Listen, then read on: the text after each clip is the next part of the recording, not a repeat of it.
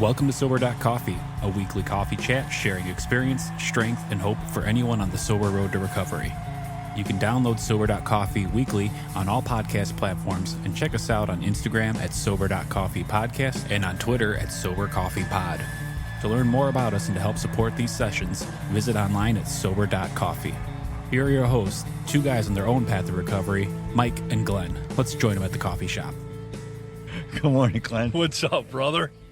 So we're just chuckling here a little bit because typically we talk during the week and we say, okay, what's our topic this week? And then, inevitably, we start to think that we're smarter than ourselves. So we start Googling stuff. And so you end up with a couple of notes. And sometimes on topic, I'll end up with a bunch of notes. I normally don't even use them, but I just don't just want preparation. Just preparation.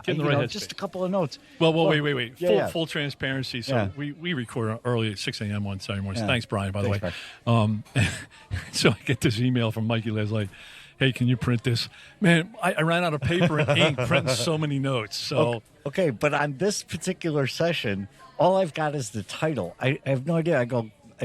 He goes, I got nothing on this next topic. I go, Glenn, really don't say that because I've got one little tiny notation that I'll introduce somewhere in the segment if I find it right.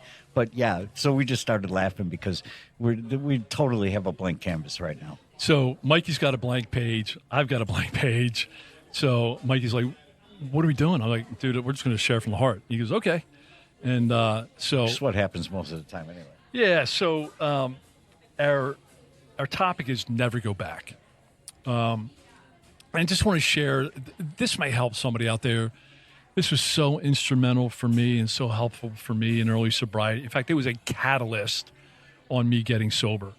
As I work and reflect with my sponsor today on how life used to be, he pointed this and said, that was what you did was a catalyst on you getting sober and moving forward in sobriety. So, hey, let's just talk about it quickly. It won't be a long episode. Let's just chat through it, and it might help somebody else, right? So you send over this text message to me and say, topic number whatever for today is never going back, right? So where does Mike's brain go? Do. Been down one time, been down two times. Ooh, never going back again. Little Fleetwood Mac tune there. Yeah, that's not really what I had in mind, but Okay. man, I love that. Let's put that up in the resource room. Oh yeah. Or in fact, you should just sing it for us. In fact, I don't think I'll ever do that again. There you go. Nice. So never going back. all right. So let me frame this. Mm-hmm.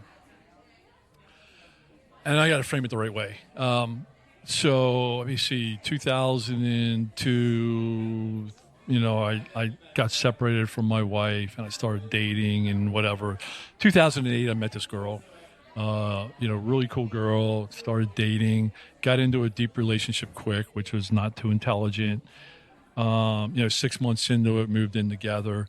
And long story, very brief here, it turned into a tragic relationship. What I learned, and I am still learning because, I'm plugged in some people on Instagram, let's use the N-word, right?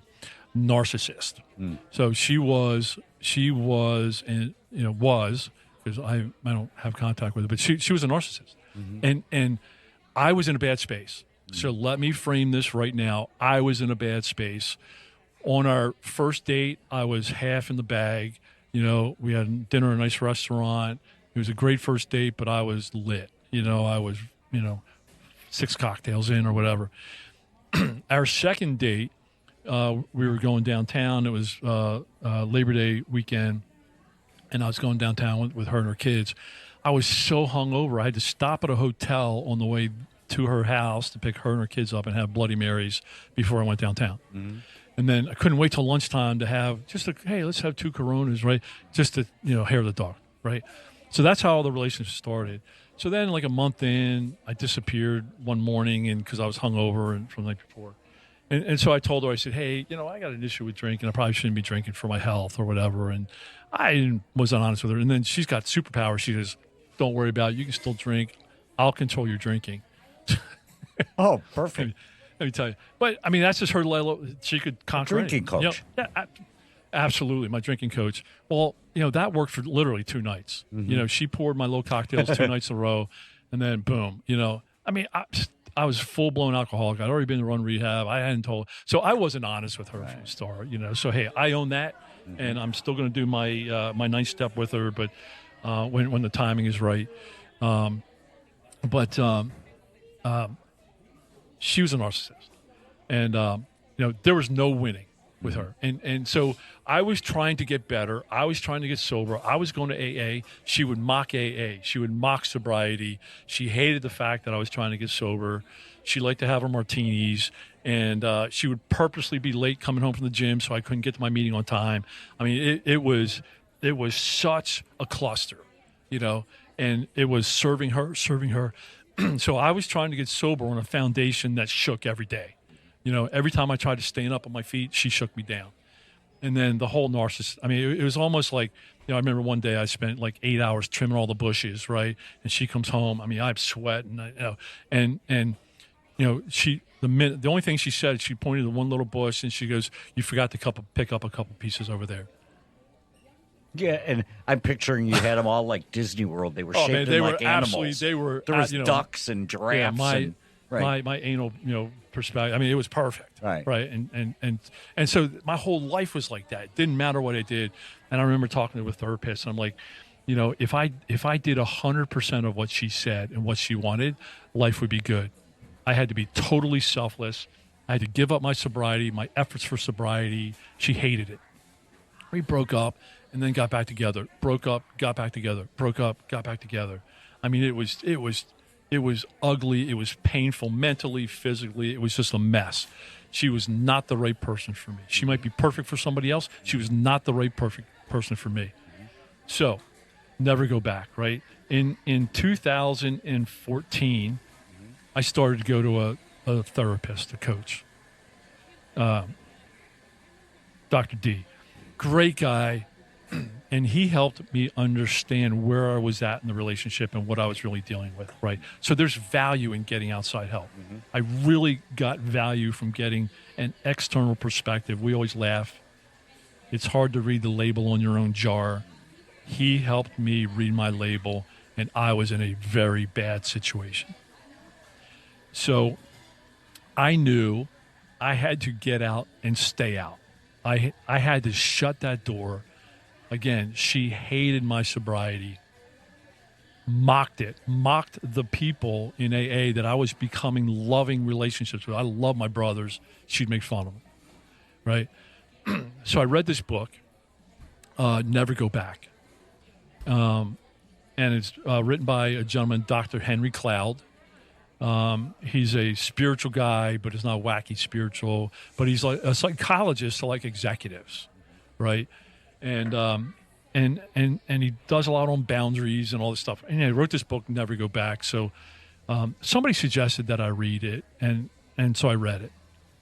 And what that book said, I can tell you what 200 pages says in one sentence. What that book says is when you recognize you're in a situation and you're back and forth and coming back and getting back together, and that's just such a cluster. When you find yourself in that situation, he said, do the hard thing, get out of that situation. And what I loved was his honesty. He said, your life is going to suck for 6 months. Going to suck. At the 6-month mark, you're going to look and say, my life is so much better. And I valued the fact that he was honest, because there's so much BS out there. I really valued that he was honest. And he laid out 6 months. And I knew I had to leave. And I felt like I was getting support from my coach. I felt this Dr. Henry Cloud, who I listened to him a bunch of times on other stuff, and I really respect him.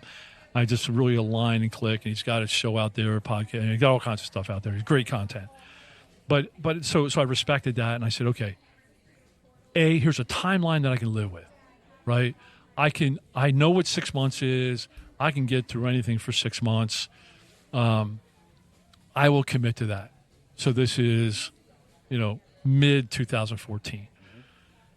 So I found a sober living place. I did some tours of sober living place, and I'm getting my plan together. And it was just mentally. I mean, she and I were such a mental battle, and I mean, it was just terrible, ugly. And then, I went to a work conference. I landed up relapsing, landed up at 6 hospitals for a week, and landed up in my 4-month sober living program, which at that time I used as my catalyst to get out. And I just said to her, it's hard to get away from a narcissist. And as I sit here today, I'm kind of embarrassed to say, hey, I wasn't man enough to get out. I was too fragile to get out. It was easier for me to go another step towards hell than it was to turn around and climb Mount Everest. That's mentally what I was looking at. And I'm ashamed of that today, but it was what it was. And hey, so he promised me to never go back 6 months. And so I believed him, and I embraced that. And through my coach, through my surrender to Matt and the Care Addiction program, to my 4-month program there, and then getting started after that, what I realized is that Dr. Henry Cloud and Never Go Back was 100% true. But I had to email him because he was wrong on one point. And I emailed him, and I said, Doctor, just want to let you know I read your book. I took your book to heart. And I jumped, and I'm never going back. And I said, but you were wrong with one thing. I said, it wasn't 6 months. I said it was 5. And he laughed. He thought I was funny. But you know what? For folks out there today, they're in situations, and I'm not saying leave your situation. That's not what I'm saying. All I'm saying is read the book, right? Get a resource to help you. Because for me, I had to get out of that situation and the mental hell that I was going through before I even had a chance to take a quality step towards sobriety. And that's when I surrendered to sobriety. I said, look, this is I don't care about relationships. I don't care about anything. The most important thing for me today is the January 6th reading of the 24-hour book. The most important thing for me today is sobriety. And I left. And I never looked back. I never went back. And no idea what she's doing today.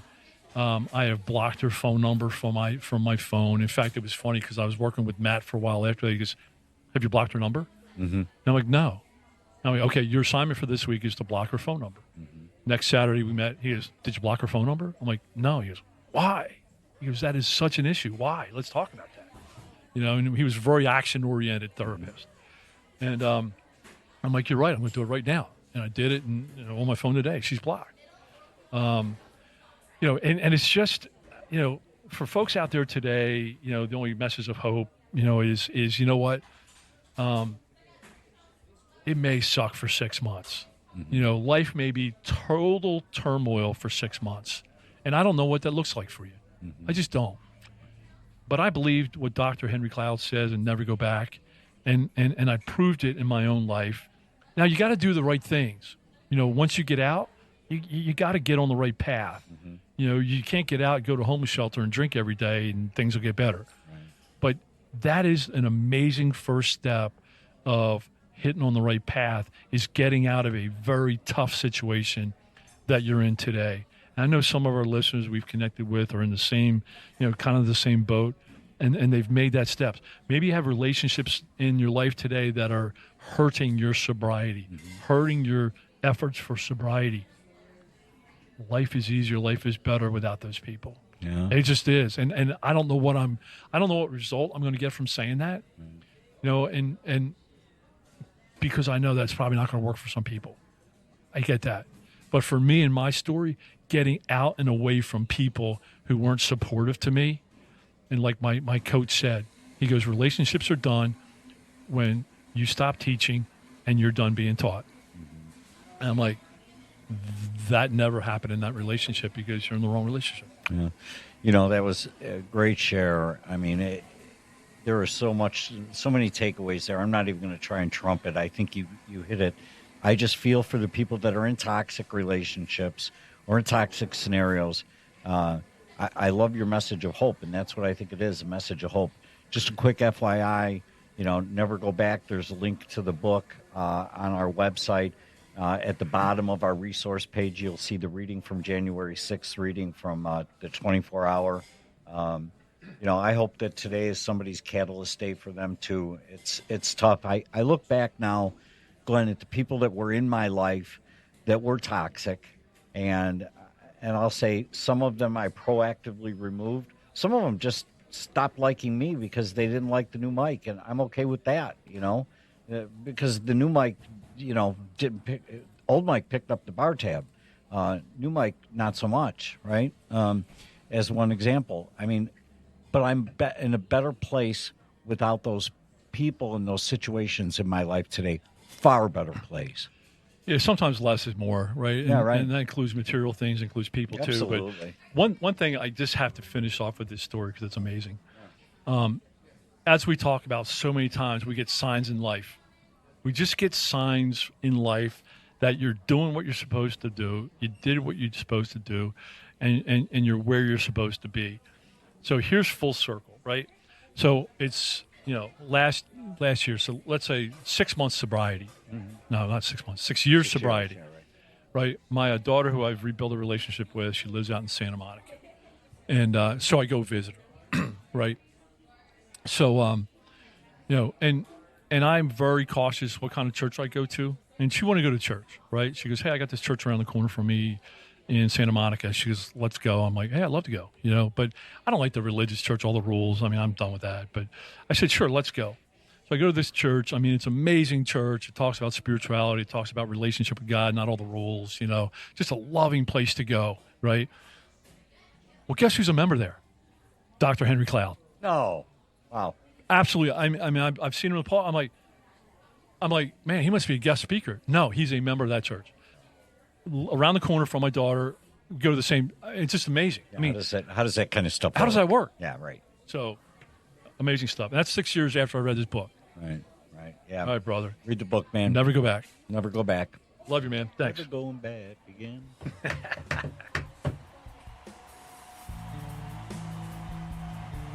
Thanks for joining us for today's coffee chat. To contact the show, email us at podcast@sober.coffee. If you need immediate help, the AA hotline is 800-839-1686. The National Suicide Prevention Hotline is 800-273-8255. Remember, Mike and Glenn are sharing their own journey on the path to recovery. Any suggestions, medical or otherwise, are their own experiences and should not be viewed as professional advice. See you next week, and remember, there is a solution.